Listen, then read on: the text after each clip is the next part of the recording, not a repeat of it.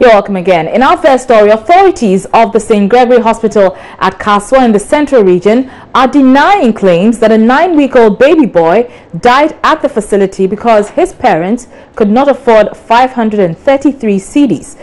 The boy's parents tell Joy News a medical doctor on duty cut the supply of oxygen to the baby because they could not pay to keep their son alive. Officials of the Catholic Health Services have been at the facility today as part of efforts to get to the bottom of the matter. Central Regional Correspondent Richard Kwejunyako visited the hospital and now reports. So this morning, the Ghana Health Service sent a team to the Kaswa Budumburam Hospital, the St. Gregory Hospital, to ascertain the fact for themselves. Their primary duty was to find out what really happened, who was responsible for what, who were on duty that particular day. And so as soon as they went there, they went into a closed-door session with the top management of the hospital. Thereafter, they went to take the statement from the staff who were at work that particular day. They are sending what they have found on the ground to the Regional Directorate of the Ghana Health Service, because this investigation was initiated by the Director General of the Ghana Health Service for them to get an understanding as to what went wrong. That is what culminated in the death of the 9-week-old baby at the St. Gregory Hospital. And there's things out there for 533 Ghana cedis, the child had to die, and there's allegation out there that had to take off the oxygen mask from the child, and then eventually the child died. We've been gleaning from the ground, and what picked from the ground is that the child had been transferred to a bigger facility at Kolebu, the one in charge of the Idaho of Cape, Director of the Catholic Health Services here, to tell us really what is also heard and what the Catholic Health Service is doing about this particular matter. So what I want to tell you is, as a Catholic health institution and as a Catholic church, we are pro-life. So anything in connection with life, we attach much importance to. And for life, for somebody, is something we don't countenance, except of course if it is for life saving. If it is not life saving, we don't countenance that. So the moment we had the issue, we've constituted a high-powered panel to go and find out and a report on it, so that based on the report we can see the way forward. But since the matter broke, have you spoken to any of the authorities, like the doctor, administrator? What did they tell you? Oh yes, I spoke to the administrator and I've spoken to the doctor as well, yes, on the issue, and based on their reports, and that is why we've constituted that panel to go into the case. Yes, to go into the case. Did they tell you maybe what led to the death of the child or anything? No, we asked them to bring some reports on the whole issue. So based on the report, we've constituted the panel to go into it. So exactly what happened, that we base on the report that the investigators will bring. So based on the report that the investigators will bring is when we will know exactly what happened. Tell me the preliminary things, maybe orally, what they've been telling you. Okay, when I contacted them, what they told me was that the child had been referred, but then they were still in the hospital waiting for the relatives to come. Yes. But as to whether the oxygen was taken off the child or otherwise, you are unable to tell? No, that one I cannot tell because I wasn't there. Yes, I wasn't there at that time. But all that they told me was that the child had then been referred, but then they were still in the hospital waiting for relatives to come. The Catholic Health Service, as I said, in fact, seriously, we are pro-life. And anything dealing with life, our concern is the life must be protected. The life must be protected to the extent that even when you go to a Catholic health institution, and people will bear me out, we have a lot of clients who come, but then if for one reason or the other they are not able to pay their bill, and we investigate and we generally see that they are poor people. In fact, we've been giving a lot of these bills out on charity basis. This is what we do. So we know, as part of our charism, we know that we are in an environment where generally the people are poor. So surprising that this would happen. If it is really the case, that would be a surprise to me, because generally our hospitals, we don't do that. So that was our Central Regional Correspondent Richard Kojonyaku's report there. Now, Gabriel Benaku is president of the Coalition of NGOs in Health. He joins us on the line now for some analysis on this. Good evening and many thanks for your time. Yeah, good evening.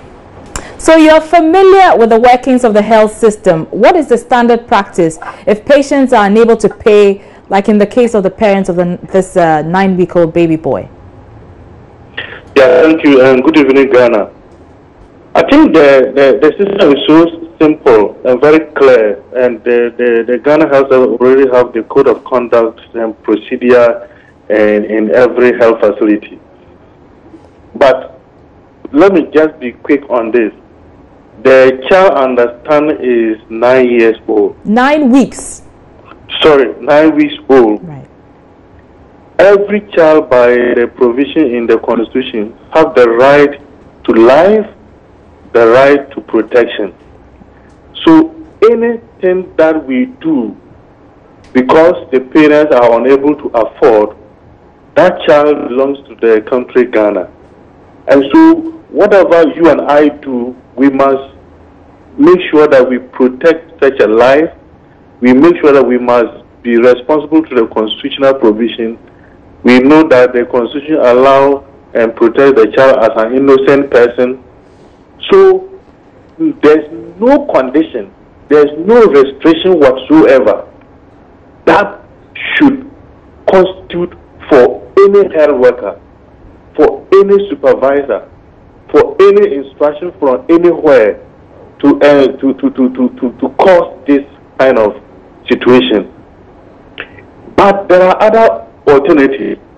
Should you not be able to take care of medical bills, every health facility has a social worker. It is a must. So the role of the social worker is to liaise between those vulnerable people who are seeking for services as mandated by our Constitution and even other health provisions to help the person get the needed health services. Then payments and billing issues can be dealt with it in a form that is professionally handled. So even if you are an adult and you are in the facility and you don't have the national health insurance, you are still covered by the provision in our Constitution to go through such alternative arrangements to have proper and quality healthcare services, where you can make other alternatives with the support of the social worker for you to settle your bill. So whichever way you pick it, there's no way that anybody, not even the Minister of Health, can instruct that that child should not receive the needed protection and services in order to get his or her life. And so we totally condemn this issue, but we want to wait to see the investigation report. Okay, speaking about the investigations, we do know that the health service has already begun investigations into the matter, but the hospital authorities, as you heard there, are denying their staff pulled the plug from the oxygen machine, which eventually led to the baby's death. But you say this constitutes medical negligence. Why?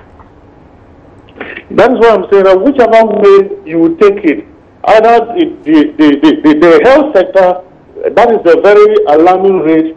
You remember there are several cases within this year that any time there's such an allegation against a health worker, the health workers are quick to defend their own people.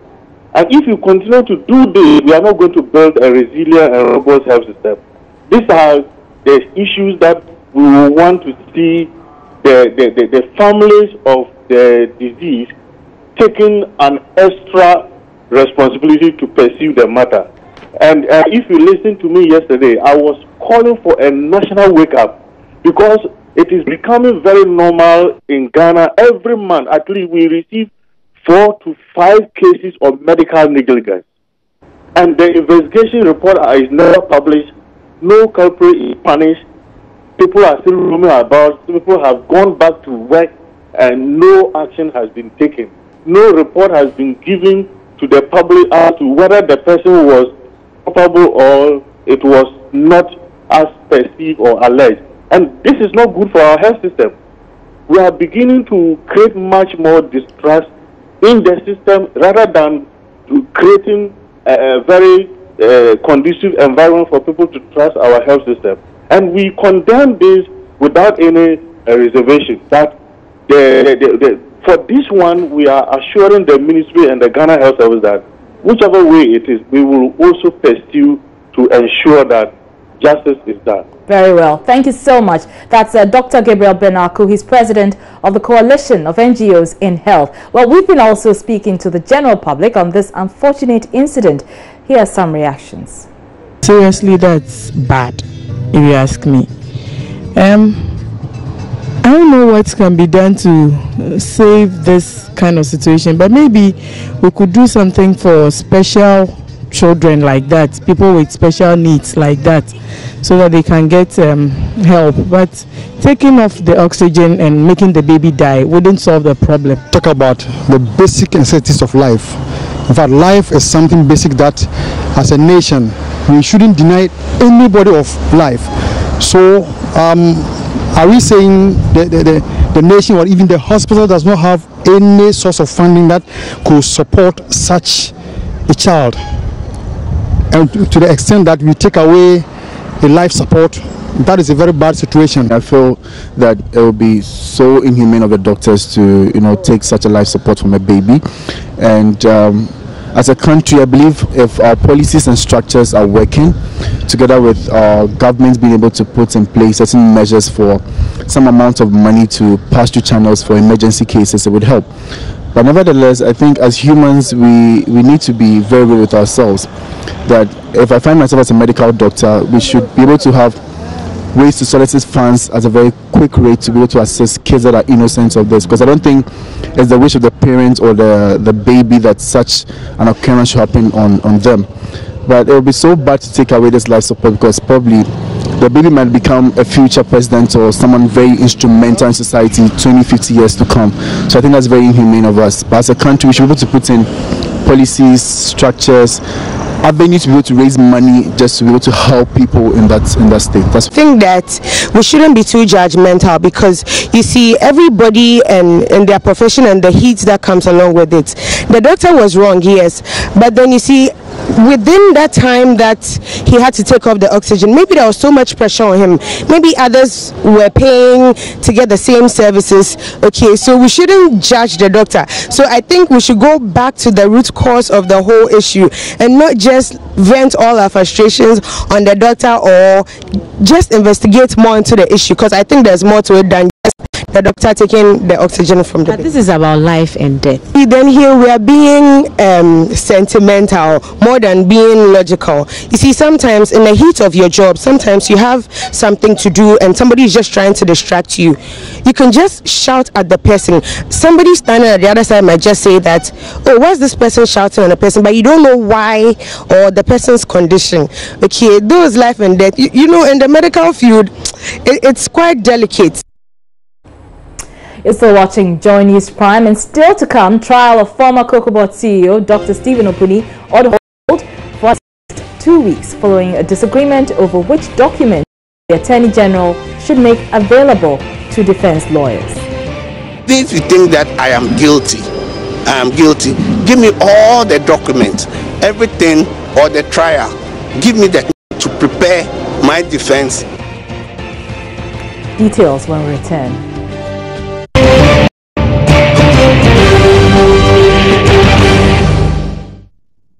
You're welcome back. Let's still stay with health, because the Ministry of Health has opened tender for the procurement of new ambulances to support the country's emergency response needs. Training of frontline healthcare providers are part of measures being rolled out by the ministry to address preventable deaths during emergencies. There's more in the following report by Joy News' Matilda Wemega as she takes a look at the country's health emergency response as Ghana observes World Health Day. Lack of beds and vital medication, as well as absence of essential medical equipment, are but a few of the problems bedeviling the healthcare system, and which have accounted for loss of some lives in health facilities. Healthcare providers and bureaucracy within the health service have also been blamed on avoidable deaths. But in recent times, there have been increasing concerns about the country's response to emergency cases. A case in point is the huge public backlash after a 75-year-old man was left to die at the premises of the Korle Bu Polyclinic, where he was allegedly denied health care. The Ministry of Health says it is not oblivious of the many challenges confronting the sector. Director General of the Ghana Health Service, Dr. Anthony Siasari, outlined measures being put in place to deal with emergencies in the health sector. By the end of this year, we have a lot of ambulance in the system. As he said, we are doing evaluation for the tender for a new set of ambulances, and that's what we are going to do. Nobody should lie on an emergency bed for more than 24 hours. It's an emergency, so you lie on it for some time and then you move. If the referral system is working correctly, Korle Bu will see patients, Korle Forestry will see patients, the referral centers will see patients. You don't keep the patients there forever. Either there's bed or no bed, the patient has to be looked after, especially at a referral center. But the health officials will tell you, look, there are no beds. I can't do anything about their health. You see, if that's why I said that people don't get to the actual managers of the hospital. If you get the management of the hospital, they will not tell you there's no bed. If a nurse tells you, that's what he sees. That's why somebody has told him that the place is full. But it's not the nurse who takes the decision. The decision is taken by the consultant or the specialist or senior specialist who is in charge of the cases at that particular time. You don't have them everywhere at all times. It's the nurse you meet. Yes, the nurse you meet. So we are educating the nurses. They shouldn't take on a lot of responsibility, which is not their responsibility. You are educating all of them. I know that a lot has to do with the attitude by some of these frontline health officials. You get there and the way they throw you about, you get frustrated. So when they are throwing you about the front line, we are throwing about, go to the manager. We are putting the frontline workers also through a lot of training on customer care as part of our quality assurance improvement system that we are putting forward. Dr. Nsiasari was speaking on the sidelines of Ghana's observation of World Health Day held in Accra. Sector Minister Kwekwagyama Menu, in an address to commemorate the day, said the country will have to invest more money in the operations of the NHIA in order to achieve universal health coverage. He also spoke about the provision of medical equipment as well as supporting operations of CHIPS compound at the local level.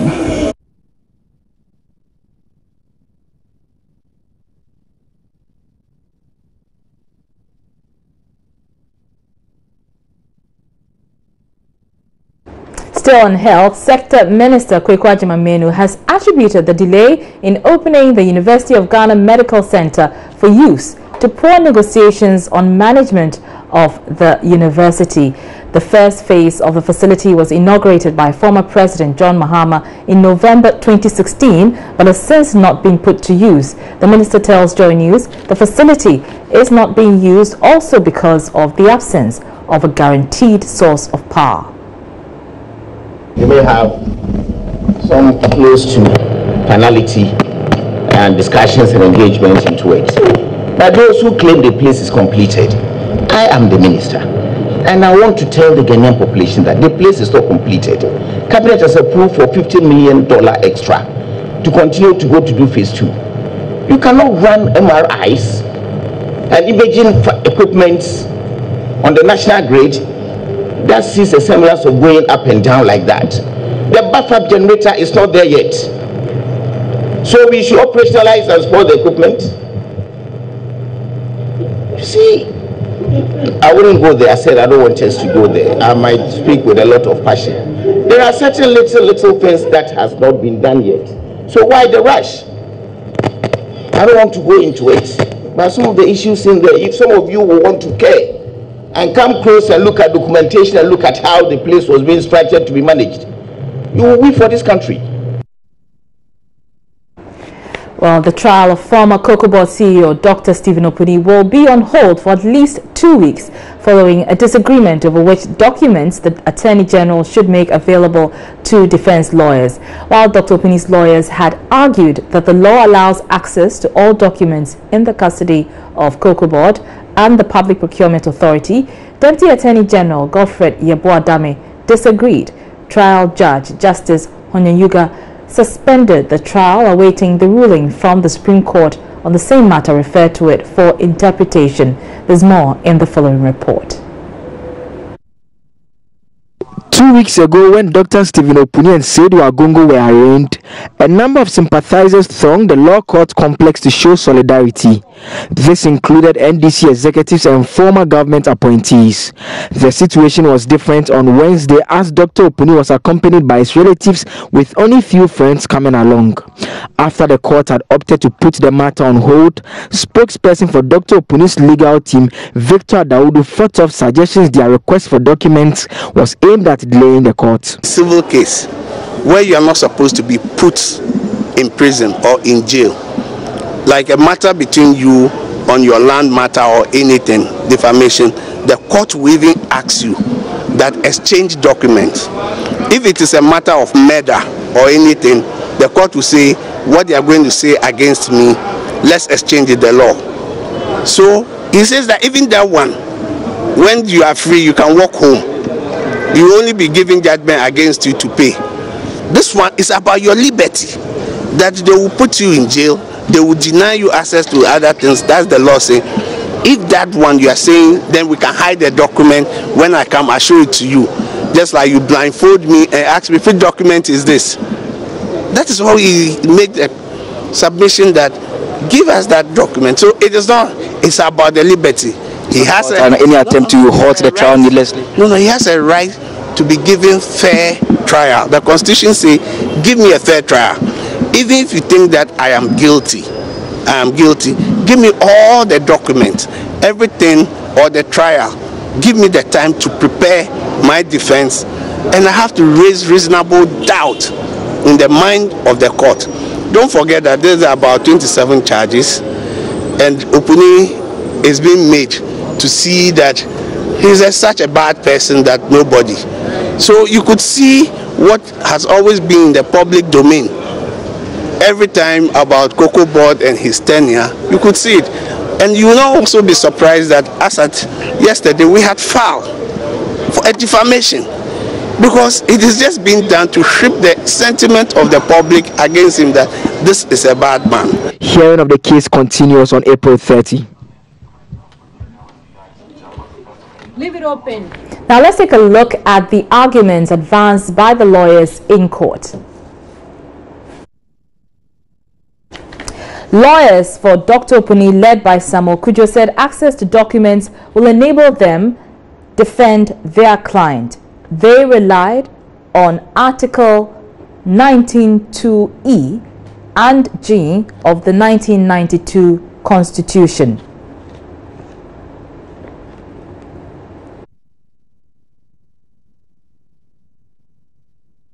Article 19(2) reads, quote, a person charged with a criminal offense shall, quote, e, be given adequate time and facilities for the preparation of this defense, g, be afforded facilities to examine in person or by his lawyer the witnesses called by the prosecution before the court, and to obtain the attendance and carry out the examination of witnesses to testify on the same conditions as those applicable to witnesses called by the prosecution.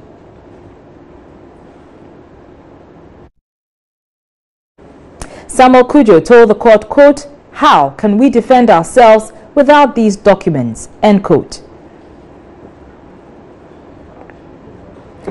Deputy Attorney General Godfred Yeboah-Dame opposed the application.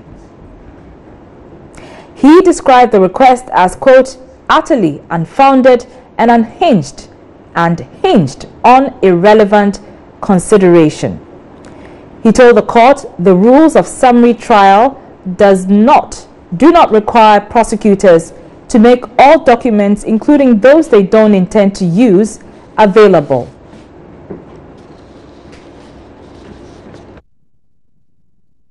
However, said they were willing to hand all documents they want to rely on. The trial judge will be put on hold pending a determination of a similar matter before the Supreme Court for interpretation. And that's a quote from Justice C.J. Honyenuga, trial judge. Still to come, this business where inflation for the month of March declines marginally to 10.4% as economic growth rate witnesses significant growth of 8.5%. And later, Environment Minister Professor Frimpong Boateng proposes innovative ways of curbing noise pollution. That time for prayer cannot be transmitted with text message. The Imam will send WhatsApp messages to everybody. It's time for worship, appear. But his proposal is not going down well with a cross-section of the public. Can never work, I'm telling you, it will never work. That one there is something that is going to be like that. It can never work.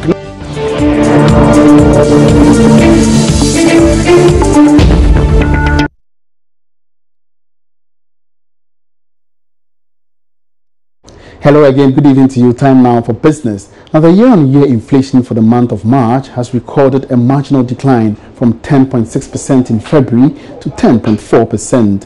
Acting government statistician Bawadia, who announced this at a media briefing, noted both food and non-food inflation groups saw 1 percentage point higher than the rate recorded in February. He explained the key drivers of the current inflation rate to George Riafi. The reason for the performance was the observed decline in the inflation rate for most of the non-food items, from transport, for housing, electricity, gas and water, and other non-food items. And this is what has brought the inflation rate marginally down. Are we going to see this going forward? Yeah, I always advise that we should refrain from statistical service. Not numbers, but I'm looking at the trend. I'm not talking about numbers. Yeah, it's the same, because we measure, and I would want us to wait and measure how the outlook is. But hope we are getting to a bumper harvest season very soon again. That could impact on the numbers, right? Yeah, if we get bumper harvest, yes, food will drop.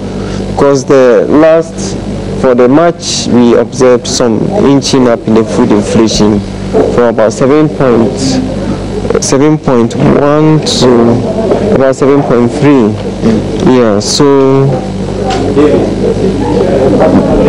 we expect that when we get plenty food, but this is the planting season, so it's normally the situation that we normally observe. But we expect that as planting is over and harvest comes in the next couple of months, the food inflation could come down. Meanwhile, the economy has also recorded one of its significant growth rates in recent times. Figures released by the Statistical Service showed the growth rate went up by 8.5%. Reacting to the current impressive economic figures, Head of Economics Department at the University of Ghana, Professor Peter Quartey, says there must be more favorable economic reforms to help improve performance of the manufacturing sector. Professor Quartey believes this could be addressed if government considers more reduction in utility tariffs and create ready markets. See the last quarter 2017 figures quite encouraging. It's much better than previous compared to 2016. Especially if you look at the subsectors. We've seen that of agriculture growing, we've seen that of manufacturing also growing, but that is marginal. But the industry in total also grew, and then also services also grew. So overall, I think the GDP growth seems quite encouraging. So it does tend to mean that you're seeing the economy turn around? There's some turnaround, yes, there's some turnaround, except that for, as I mentioned earlier, that of manufacturing is not that encouraging. The key sectors that generate the most employment is agriculture and manufacturing. Agriculture grew, which is good, which is encouraging, but manufacturing grew by about 1.3%, and I think that is not encouraging enough. Are you also worried that the growth was also fueled by the oil sector? Yes, it's fueled by oil sector, but if you look at non-oil growth, it's about 5.0%, which is still higher than 2016. So that is still encouraging. I think that is quite impressive. What do you make about the performance in the agri sector as well? Agric output increased despite the fall armyworm and several challenges we've been recording. I think it's quite encouraging. And as I said earlier, Agric employs over 50% of the labor force. So if Agric is growing, it means people who work in Agric or related activities would have money in their pockets. So that's encouraging. Can we make this assumption or statement that it was a jobless growth after all? You cannot emphatically make that statement because some of the sectors generate growth. Agriculture generates growth. Industry in total generates growth. Now, away from that, some financial stakeholders are urging proper regulations for cryptocurrency usage if businesses are to reap the full benefits of the digital currency usage. Ghana is yet to accept cryptocurrencies as a medium of exchange. However, speaking to Joy Business ahead of a conference on blockchain, Bitcoin and cryptocurrencies, Program Director Dr. Livingston Caesar said digital currencies is the future and businesses could gain from its use. The conference, which comes off on Thursday at the Best Western Premier Hotel, is in collaboration with Joy Business and Nobel International Business School. I believe it is something that has a lot of positives if only it can be properly regulated. Yeah, because with the speed with which people can trade in cryptocurrencies is amazing. Yeah, so I believe it's something, and today we say time is money. So it has a lot of positive for businesses, but before we get to business reaping the full benefit, we first of all have to talk about the regulation of the whole sector so that we don't have another 2008, 2009, or we don't have another Enron situation happening. Yeah, because when these new technologies emerge, there are a lot of unscrupulous people who are also there to exploit it to their advantage. Yeah, so for it to be successful, for companies to benefit from it, I believe that the regulation aspect needs to be taken care of by governments. Now, shares of DigitCat Advertising, a subsidiary of Group Indom, received an appreciation in value of 12.5% after it was listed on the Ghana Alternative Exchange Market. The company listed on the Ghana Alternative Market after it raised a little over 28 million cedis from 270 investors during an initial public offering at the price of 8 pesos per share. According to Managing Director of DigitCat, Richmond Lamptey, the development promises to give investors good returns on their investments. Ebenezer Sabuti has more in this report. The new development made Group Indom's subsidiary the fifth company to be listed on the alternative market since the GAX was established by the Ghana Stock Exchange.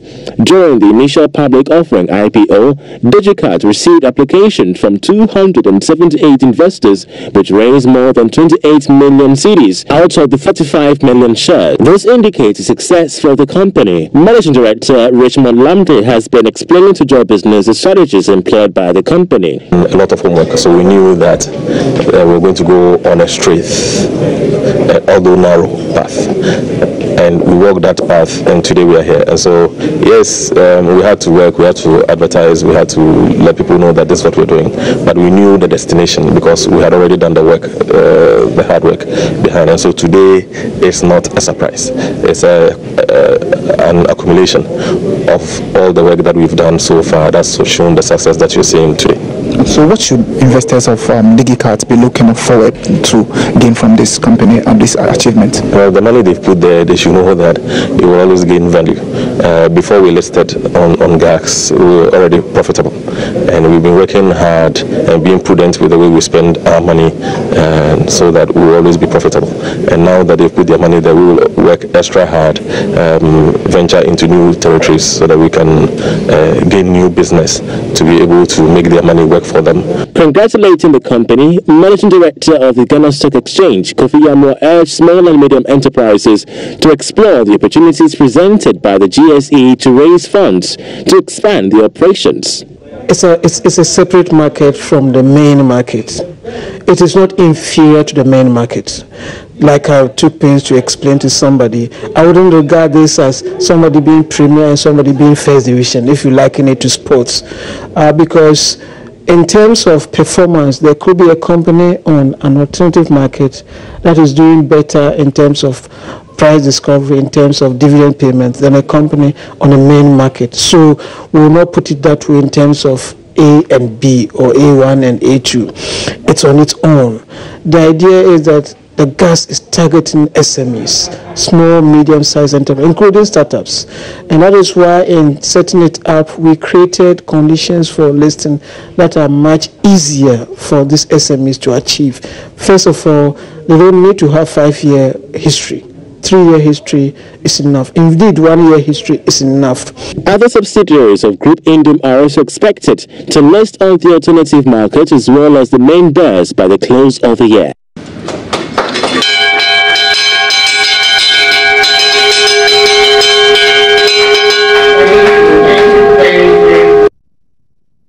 And that's all we have for you by way of business on Joy News Prime tonight. Many thanks for your company.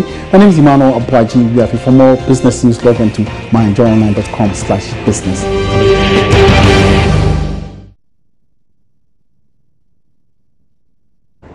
You're welcome back. Now, President Akufo-Addo has unveiled a 7-year ambitious plan that seeks to establish a resilient economy, create high-paying jobs, and ensure prosperity for the country. The plan, anchored on a 5-point agenda, also aims to improve agriculture and industry, infrastructure, reform of the public sector, and social protection for the vulnerable.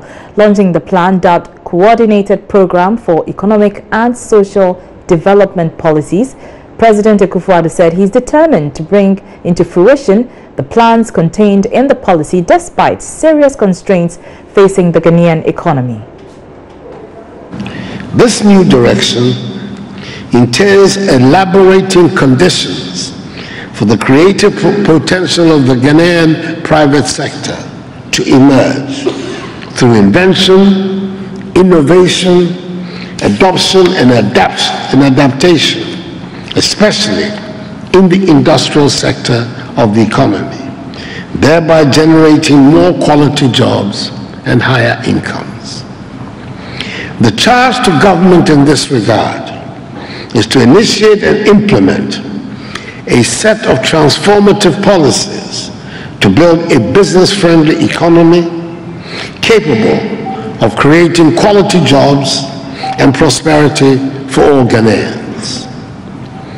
But stimulating the private sector to work and to lead the job creation agenda will require some effort on the part of government to restore confidence in the economy by improving the overall macroeconomic management, reducing the cost of doing business, fighting corruption in the public sector, ensuring the availability of reliable, affordable power, facilitating simple access to land, and promoting skills development.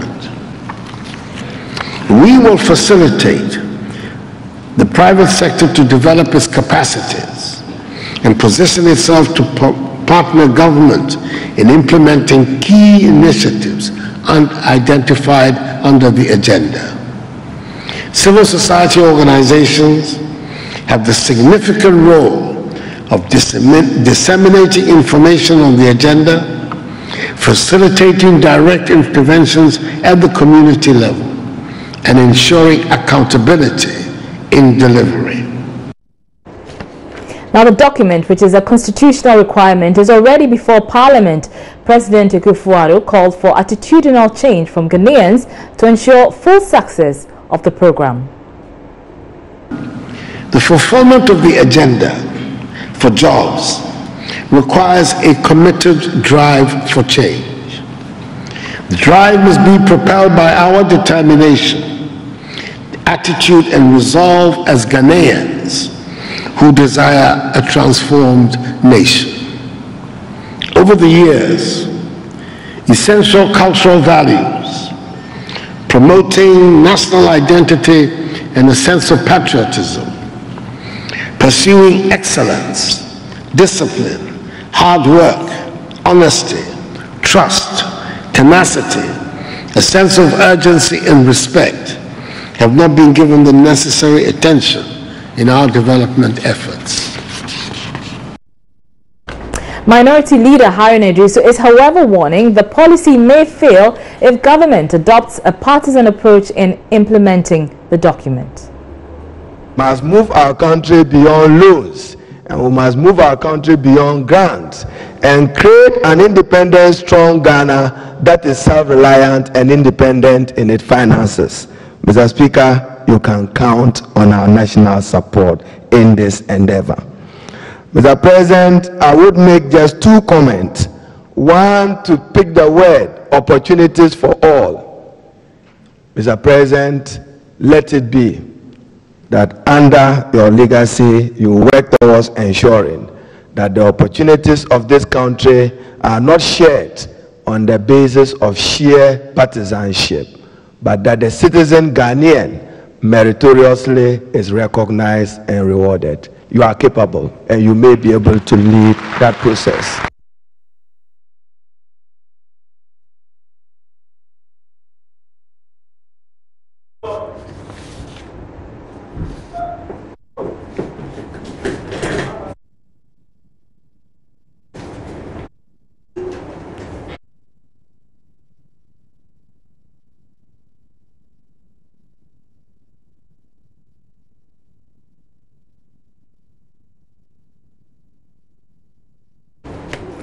Now, managers of the Microfinance and Small Loans Center, MASLOC, are describing it as a scheme of massive looting and corruption. Now, it's emerging from a forensic audit report into the operations of MASLOC under the John Mahama administration, showing how more than 16 million cedis of taxpayers' money may have been misapplied or personally withdrawn from the accounts of the state entity by former managers of the scheme. The Economic and Organized Crimes Office, EOCO, is already interrogating the accused former officials. We'll be hearing from the current Chief Executive of MASLOC, Stephen Amoah, explaining why the forensic audit was ordered into the operations of the former administration. But first, my colleague Evans Mensah joins me with a copy of the documents. So, Evans, tell us, you've been looking through the details of the report, the audit report. What have you found? So a few things. Several amounts either withdrawn from the account without due process or simply misapplied. And it starts with, a lot has to do with the former chief executive of MASLOC, Madam Sedina Tamakwa-Tenu. The immediate past. The immediate past CEO of MASLOC. There is the first case that the forensic auditors highlights has to do with the MASLOC, that MASLOC invested some 500,000 cedis in a 91-day fixed deposit with the Batampa Microfinance Company Limited at an interest rate of 26% per annum on 24th July 2014. Now, the auditors allege that the former CEO, with a letter dated 28th August 2014, instructed Batampa Microfinance Company Limited to terminate the investment and requested cash payment instead. Now, they say that Batampa paid the 500,000 to the former CEO, but the amount was not paid back to MASLOC's bank account. That's what they allege. So now, that amount cannot be accounted for as we speak. That's what the forensic auditors had alleged. Now, they also observed that there were some cash withdrawals from for disbursement and sensitization programs, that although the monies were disbursed, when they went to the ground to verify, the programs didn't happen. So a total amount of 2 million, in excess of 2 million, in fact, specifically 2,044,000 Ghana cedis was withdrawn for the purposes of running this sensitization program. Now, they found, when they interrogated, that checks were cashed from the banks by various officers and then later handed over to the CEO in strict compliance with their own instructions, according to the auditors. Now, responses received from managers in the regions revealed that no such programs were organized in the respective regions in 2016 or thereafter, although the monies had been disbursed. But their recommendation is interesting, that since no record of refund of the 2 million was cited, the audit team recommends that the former CEO be held responsible and made to refund the total amount with interest. In addition, they are recommending that the former CEO should be charged in an appropriate court for committing fraud in accordance with the provisions of law. Right. There are several amounts. In fact, if you total, you're talking in excess of 16 million. There's even one case where, remember the Mahama Kambu? Yes. The tricycles. Exactly. That were purchased, and Mahama went to famously drive in one. The pictures circulated. In the north. In the north, yes. The auditors also found that there were irregularities surrounding the purchase of these vehicles. But in one case, one of the suppliers had alleged, and his name is Mustafa Abu Bakar, he had alleged that the 100 tricycles were a gift from Platinum Motors to the former president. But the auditors were operating on an assumption that these are Maslog tricycles. Yes. And so they are waiting to get documentation. It says, for example, that Mr. Mustafa Bakar is now being requested to produce documentary evidence of his claim that the 100 tricycles did not belong to Maslog, and that it was a gift from Platinum Motors Limited to former President Mahama, and that in the event that in the event of his failure to produce the evidence, the tricycles should be forfeited to Maslog, and proceeds from the sale of the tricycles be paid to Maslog accounts. Right, but Evans, these are very serious allegations against the former chief executive. Has she reacted to these allegations? Well, my colleague Parker Wilson spoke to her briefly just before we went on air, and from what Parker reports, she had indicated that she's already sent her formal responses to IOCO, and so she doesn't want to engage this publicly, that if we need anything we should refer the matter to IOCO, because she's already responded to some of these things to IOCO. Now, the current CEO of Maslog has spoken about this and confirms that IOCO is still looking into the matter on a criminal angle. But currently, they have transferred, apart from the former CEO, there are other executives of Maslog who were also named in this. For them, they've been transferred to other regions. Very well. Thank you so much for those details. And that's my colleague Evans Mensah with details of that forensic audit report of Maslog under the management of the former chief executive officer.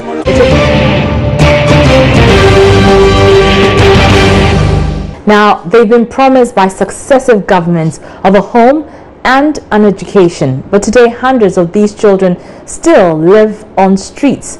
Though the Gender Ministry launched the Operation Get Them Off the Streets for a Better Life last year, the ministry says it is yet to begin the project.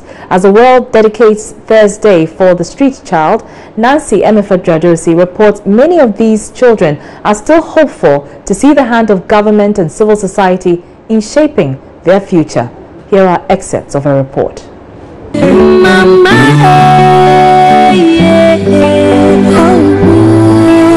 Every day, more and more children are forced to leave home to fend for themselves on the street, with an estimated 90,000 reported to be on the streets of Accra, scavenging, begging, and hawking on the street to survive.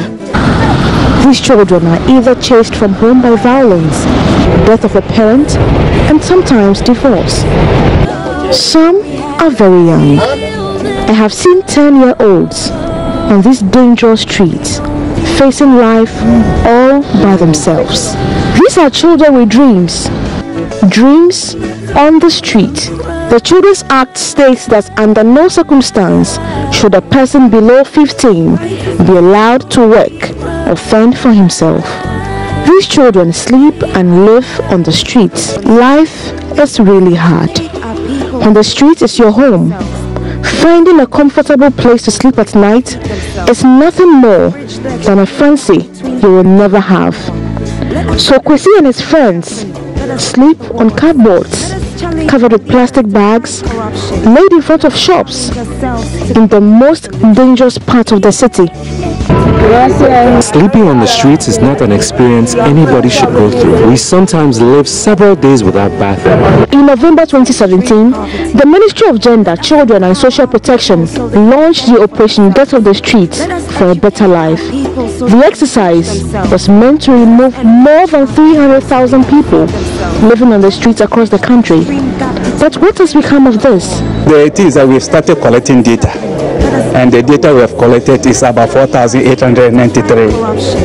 But when we were collecting the data, what we were doing was that those who could be reintegrated, we will send them back. We have gone to the street, we have talked to some street children, we have taken their data, but not everybody is aware. So it's about identifying the root of the problem and having the political will to deal with the problem, acknowledging the rights of the children. But if we continue on this cosmetic approach, we rather would worsen the situation. They were born with dreams and aspirations, but without a home and education, this dream is bleak. Nancy Emefa-Dradosi's report there, and the full report will be aired on the AM show on Thursday. Do make a date. Now, commuters between Asuchari here in the Greater Accra region and Akuse in the Eastern region are stranded following the closure of a bridge that connects these communities. The bridge was closed because it is in a deplorable state. However, there is no sign of work starting on the bridge anytime soon, forcing residents to bear the attendant effects. Kwame Yanka has more in this report. The bridge built decades ago has undergone maintenance over the years, but the current state puts the lives of commuters in danger. The metal plate serving as its deck are shifting, creating gaps between them. Boats are loosening by the day, with the floor beams becoming weak. The current situation means no vehicle can cross the bridge except Okada riders who force their way through. Pregnant women are carried on motorbikes to the hospital when they are due or develop complications. Some commuters have been speaking to Joy News about their frustration. When we are from market like this, the car have to take us straight to the house. But this time around, the car have to alight us here, and then we take, for me for instance, I take motor about 4 or 5. And then each motor charge me 5 cedis to the estate. So it's really affecting our business. The bus drop us on the bridge, so we cross and take another car. I realize the case, if pregnant women are due, they are in labor, how are they going to convey them in case of complications and all that? So they have to quickly work on it. And the students too are at risk. When they close from school, they have to alight all of them and then let them walk on the bridge to cross it. They have to walk on the bridge. We pregnant women especially struggle to make it across. We don't want to die. I was not supposed to carry the baby. I am helping her because she is pregnant. Because of the state of the bridge, we have to walk. The situation, according to drivers, has kept them out of business. The bridge is very bad. People have to take long walks if they don't want to use the bridge in its current state. They will come here before motor will take them to the town with their luggages. When they come into, they will board motor to the town and come and join a vehicle here. That means we are encouraging the motor more than the vehicles, and we are pleading that the government should come to our aid and then get the bridge repaired for us. We are going through difficulties. At first, we could carry our passengers across, but now they have to walk or sometimes wait long hours in a car. Meanwhile, District Chief Executive for Shai Usudoku, Daniel Akufo, says the Ghana Highways Authority is working with the feeder roads to fix the bridge. We have been following up from when even the assessment was done, before the closure, and in view of that, we even decided to do a diversion for motorists using the farm roads connecting from Akuse to Asuchari. I was at the Ministry of Roads and Highways, met the minister and complained to him about the current state of our bridge and the way forward. Information that I gathered is that feeder roads have been instructed to release components to Ghana Highways Authority. Now it's there with some funds that has to be released from highways to let the team and engineers move to site. That is the current position. And almost on daily basis, I've been doing a follow-up on it. Residents say the alternative route created will be in more trouble due to a running water that joins the Volta Lake. Kwame Yanke's report for Joy News. Now, many Ghanaians don't seem very fascinated about paintings, but for those who do, it provides an escape from a chaotic and noisy world. Paintings can leave you in awe if you spend some time appreciating them. Here in Ghana, painters are hoping to gradually attract many more patrons as First Lady Rebecca Akufo-Addo lends her support to the growth of the industry. In this report, Patricia Gasu leads you on to appreciate some artwork by Ghanaian painters who exhibited their works at the Achimota Melcombe earlier Wednesday. Painting is one of the most popular and loved form of art. If you do take the time, it can be appreciated beyond words. Artists express their feelings, emotions and ideas with strokes of colors, making beautiful masterpieces. Take a look at these wonderful paintings by Larry Otu, one of the most renowned painters here in Ghana.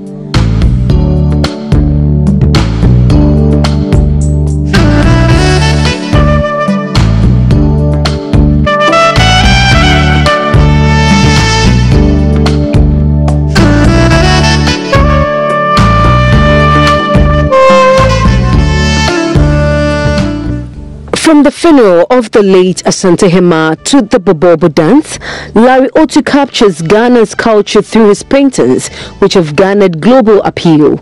He explains the reasons behind each of them. The one directly behind us is called Deba Dej. It's based upon Asantini's mother who passed away last time. I was intrigued by the coming together of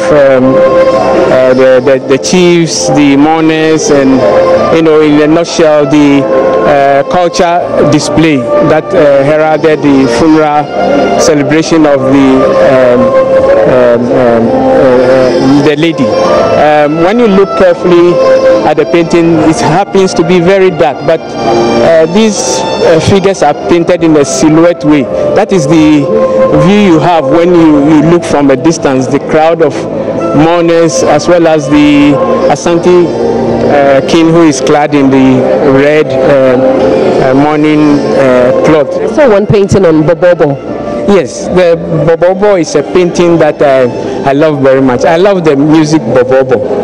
When the Evers come together and play, it's a very joyful song which lifts a man's heart. You have the women with the handkerchief playing, and as the trumpet and the drums reach a crescendo, they sort of display their body. It's more like, as the women will say, twerking, but in a clad way. And then it's interesting if you see the actual lively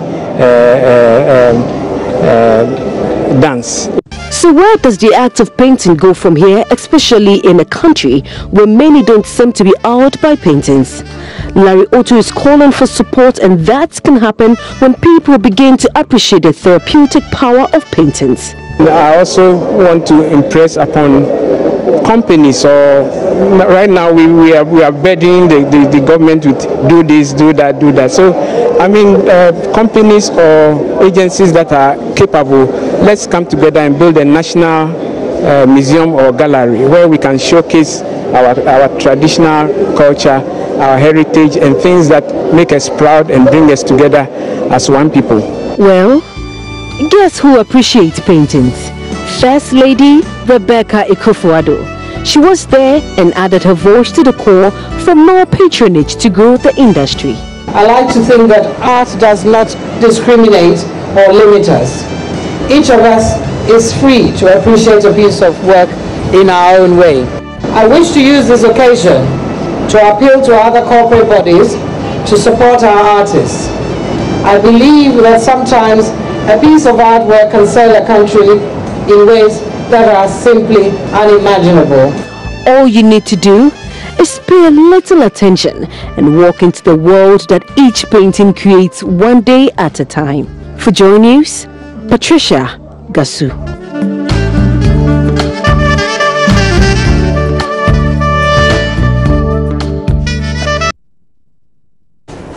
Now, even though President Akufo-Addo says the U.S. has now requested a military base in Ghana, it's learning about experiences of countries like Germany, which hosts a full-blown U.S. military base. Political correspondent with our partners, DW Thomas Sparrow, has been digging and reports over 22,000 military personnel operate at the base in Germany, plus their families. The base there has also attracted similar public outcry, with protests for it to be shut down, despite the economic benefits to cities close by. It's the largest military base of the United States on foreign soil. They have around 22,000 military personnel there, and if you include the family members of those 22,000, you get up to 54,000 people just in or around that base near the German city of Kaiserslautern, because not everyone knows exactly what happens in that base. There has been a lot of controversy regarding two issues in particular in recent years. One, reports that Rammstein played a very important role in the US drone war, in particular regarding data transmission and so on. And the second, that Rammstein could have been used by the United States as a hub to send weapons to Syria. And most of the reaction from German politicians, especially in the German government, has been that they try and make sure that the base and that the operations that take place in the base and in other parts are always respecting German law. However, there are media outlets that have stressed that although German government might know certain elements, they also are not necessarily interested in knowing absolutely everything, because if they do not know absolutely everything, then they're not obliged to act. Well, those who are in favor of the base and those who are in favor of an increased military cooperation between the United States and Germany would certainly point to that aspect that you mentioned. They would say that having this US presence in Germany certainly helps not only the US and Germany, but some of the other allies as well in dealing with international threats like terrorism. For example, there's another pro of having such a base which has been described widely here in Germany, and that's the economic benefits. Just imagine having all those American people near the city of Kaiserslautern in that base, what that means for jobs, for the housing market, for economic development. So there are those who say that closing such a base would be very bad from an economic standpoint. There are certainly cons as well presented by those, for example, who have protested on German streets, who want the base to be closed. And the biggest con, if you want, the biggest element against that base is precisely what we've been describing, the fact that not everything is absolutely clear what happens in that base, and that there should certainly be much more clarity.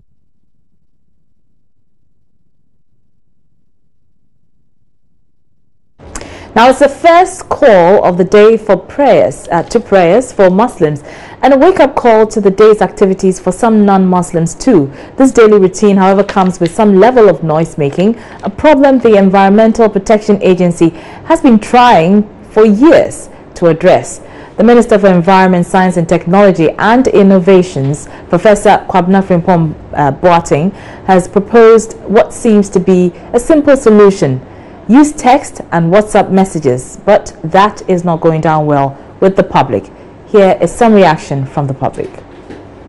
We are in democracy. Everyone has a right to express his view. If he has said so, fine, that is his view. How many minutes at least? It's not more than 1 minute call. After the call, so everything is over. We prayed within the next 5 minutes, we finish praying. But he's not a Muslim, so he should not bring out something like this to Muslims. He should think about his own religion, the way they do their own things. Christians now now Muslim there within short time. Christians make the most noise. Our Islamic prayers don't take up to 5 minutes. If it comes to noise making in the community, it's Christians who are most guilty. So he shouldn't say that. I think it's a nice call, but it should apply to both religions, as he said. Because the noise is too much. We shouldn't take it in respect of just a religion. Maybe I'm a Christian, so I'm taking offense in what he said, or I'm a Muslim, so I'm taking offense in what he said. Maybe he said it a bit harsh with respect of the imams or those calling for to give text message. I think maybe he went a little far with that, but all that he said was on point. So I agree with. Well, we've been seeking the views of a Muslim cleric as well. Here's what he thinks. technology world, or let's say global village, you see things are changing now. But you see, our religion, it is based on principles, whereby one cannot do anything just like that unless we consult. And the consultation it has to coincide with what the Quran and the Sunnah says, because these two are our sources of references in the religion. Therefore, before we could do anything, change anything, or bring anything into being that was not found in the past years, then we have to meet and then have consultation, and then we agree on consensus. And this consensus also is another form of this is how they call it. It's another form of getting proof or any evidence for the whatever you want to do. Therefore, this thing that has come, it is to be agreed upon consensus, on consensus before we can work with it. It has to be dealt with according to consultation, because today, as we live, there are so many people who are not well vexed with modern technology. So as a Muslim, he knows the adhan will be called through the microphone. Meanwhile, head of Miracle Manor Church in Kumasi, Pastor Joy Obeng, has indicated the need for structural redesigning for churches to be soundproof. He observes some pastors need to make heed to making noise because they claim the louder you are, the better the chances of getting members. His comments follow suggestions by some section of the public that both churches and mosques make too much noise to the detriment of the public. Problem in Ghana, as in the kind of buildings we find ourselves in worship and all that. Elsewhere, you realize that, I mean, every sound that we produce in a church will be trapped inside because of the kind of environment or how their buildings have been built and all that. And you realize that we don't have such facility, and now people get up and then they raise up church buildings without even thinking of how to be able to trap their sound and make it, I mean, trapped inside to the extent that it wouldn't even go outside.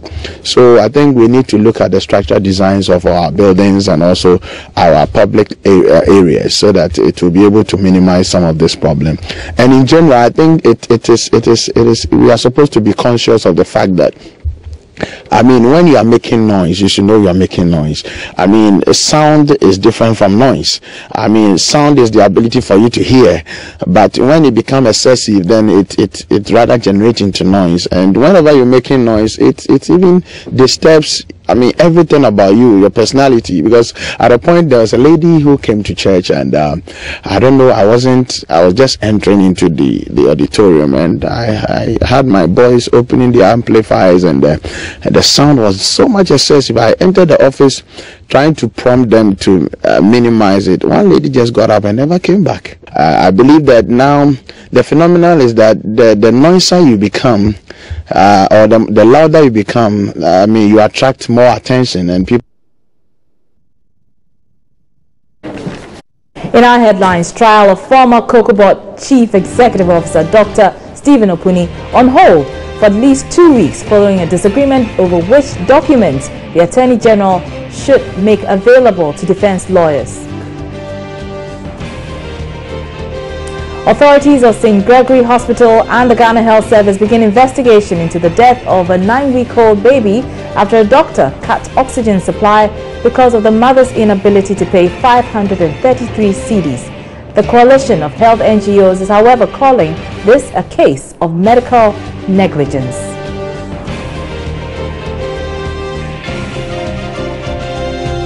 Forensic audit report into operations of Maslock under the John Mahama administration reveals jaw-dropping allegations of fraud and financial impropriety.